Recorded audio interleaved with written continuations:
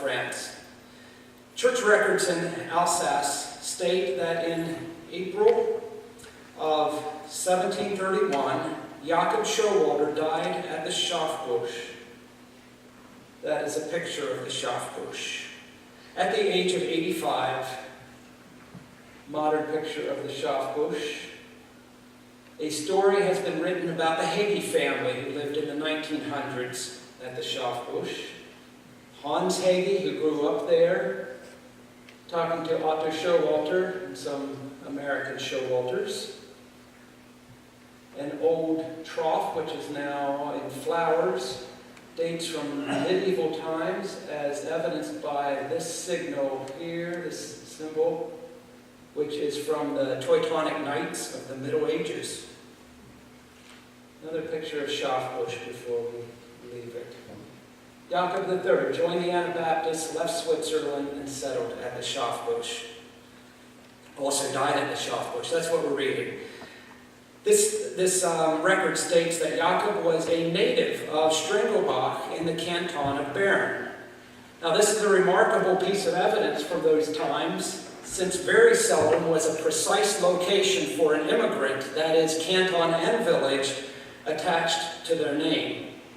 But this record raises two problems. Here it is. In April 1731, Jakob Showalter died at the Schafbusch at the age of 85. He was a native of Strengelbach in the canton of Bern. I have two problems with that. Problem number one, Strengelbach is not in the canton of Bern. It is in the canton of Aargau. Okay, something's wrong. And problem number two, the math doesn't work. Here's the math problem. If Jakob died in 1731 at the age of 85, 1731 minus 85 equals 1648. We go look at Zofingen at the baptismal records. We don't find anybody born or baptized named Jakob in 1648. We do find somebody 46. We do find 1648, off by 2 years. So maybe this isn't the same person. Well, we have two problems, but we have two solutions. So we do make the connection back. Solution one, Canton Aargau was formed in the early 1800s. That part of the territory previously was in Canton Bern, so there's no inconsistency by saying Strengelbach and Canton Bern. And solution number two, people more expert than me who would say a difference of 2 years, no consequence. They say this is the same Jakob, no question at all.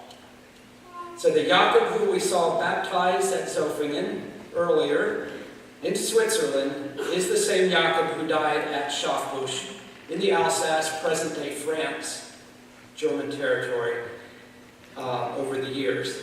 The date of immigration, we don't know, just as the decade or even the time converted to the Anabaptists, we don't know. This region of Alsace is located near a larger town of Wissembourg, very close to the border, as we've seen.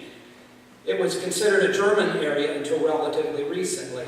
And what has happened to it over the years is it's like a ping pong ball. Every generation, there's a new war, there's a new winner, and Alsace goes to the other side, just back and forth, back and forth. The last war between Germany and France was, anybody want to say what the last war was? World War II, yep. And who won, Germany or France? France was on the winning side, Germany the loser. So guess where Alsace is today? France. Okay, today Alsace is French. Again, a picture of the Schafbusch. The Showalters settled at the Schafbusch, and they formed the center of a Mennonite congregation there, along with the families of Müller, Burkholder, Weber, Schmidt, and Kramer. Worship services were held in this very home, in a room called the Kirchenstube, or the church room. Later, the meetings were held on a rotating basis on other farms where Anabaptists or Mennonites lived, but this was still the center, and communion services were held here. Then later on, way into the 1800s, the farm was sold to non-Mennonite owners, and the meeting center was shifted nearby, just a half mile, to Geisberg. Today, a thriving Mennonite congregation continues to worship at Geisberg. This is the continuation of the same congregation actually founded by Jakob Showalter, who left Switzerland. The Showalter family tour group of 2011 attended a worship service at the Geisberg Mennonite Church. The service was entirely in French. The sermon was in French. As you can see, we heard a sermon about Ephesians chapter 3, though we didn't understand a word of it. But it was interesting to be there. The only thing that was not in French, for reflecting the taste of the older people, they sang several of their hymns in German. Because just a generation ago, they would have been doing everything in German. And the older folks still like to hear the German hymns. Picture again of the Geisberg Church. Okay, we move on to Jakob III's son, Ulrich. Now we get kind of sketchy details, and we kind of have to fill in some gaps. Clues tell us that Jakob III had at least two children, Ulrich and another Jakob. And surprisingly this time we don't come through Jakob, we come through Ulrich. And this Ulrich was the father of Hans, Jakob V, and Christian. Hans settled at Geisberg, and his descendants are across the border in Germany. And this is the interior of the Deutschhof Mennonite Church. You saw that when Gloria and I were on our adventure and met up with Otto. Otto explaining some Showalter history, I'm sure. History of the Showalter family. Here's a family reunion of German Showalters and American. I'll just point out my own brothers and sisters. Some of you probably know them. My oldest brother, Donald.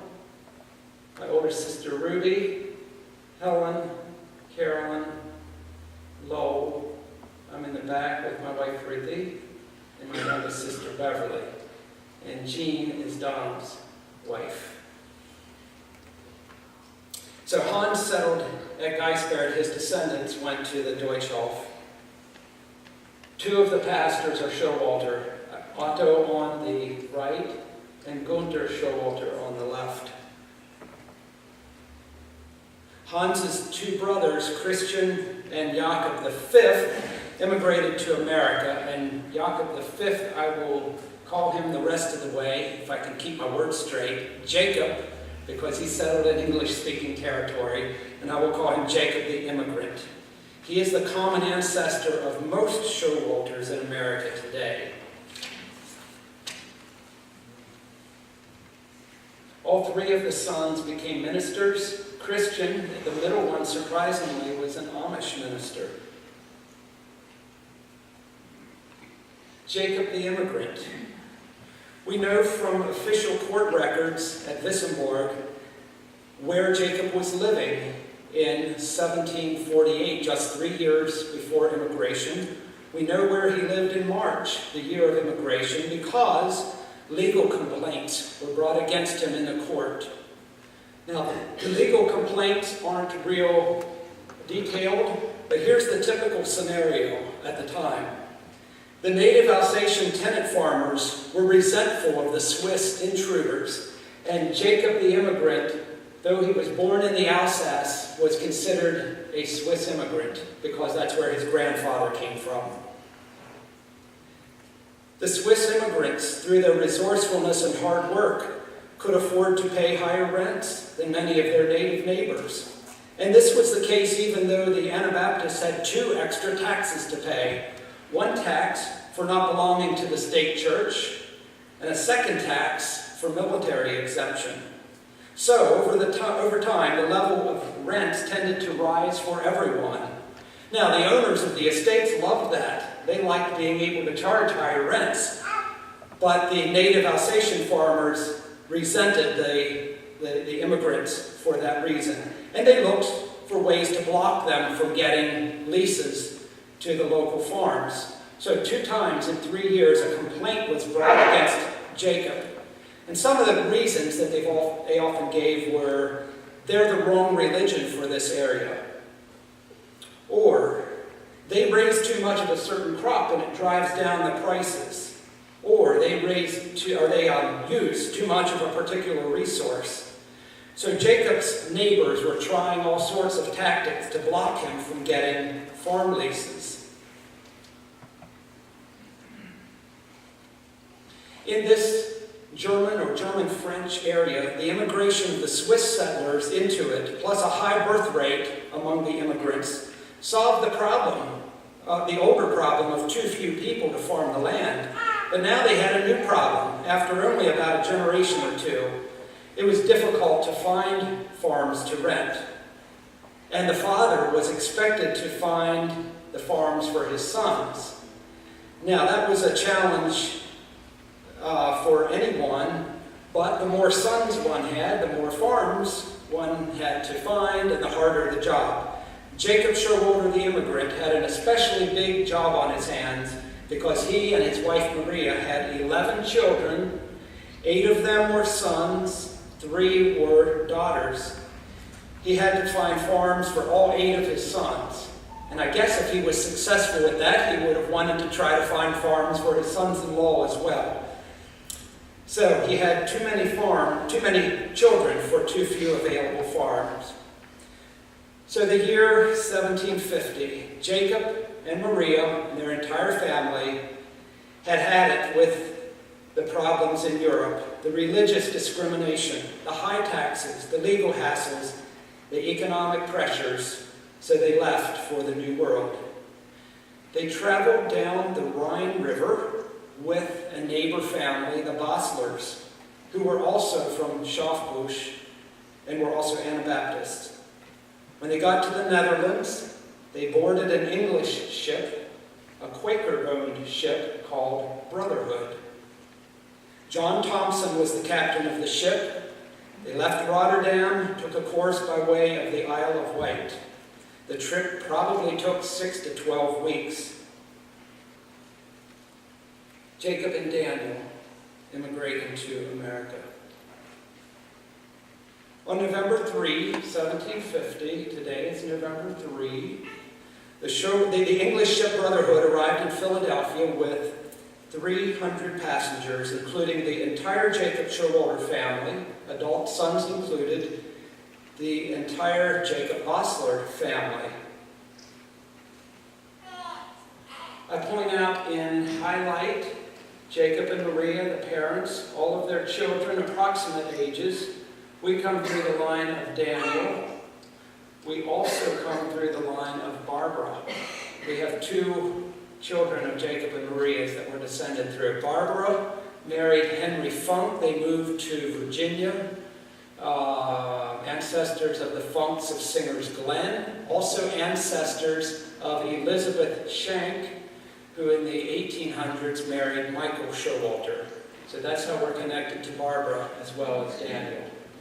Now, for about half the crowd, if you are from the Amos family, how many here from the Amos family? Okay, pretty good showing there. And if you are from the Alva family, okay, you also have connections through the Boslers who accompanied the Showalters on the ship. And here's how that works.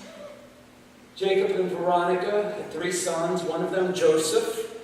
Eventually had descendants among the Leschers. The Leschers connect through the Groves and the Shanks. 2 sisters, Rhoda Shank and Katie Shank, married Showalter brothers Amos and Alva. Sisters married brothers. But that's how about 2/3 of the crowd here tonight ties in with the Bosler family as well. They left from the same place. They traveled the ship together. They settled in the same place.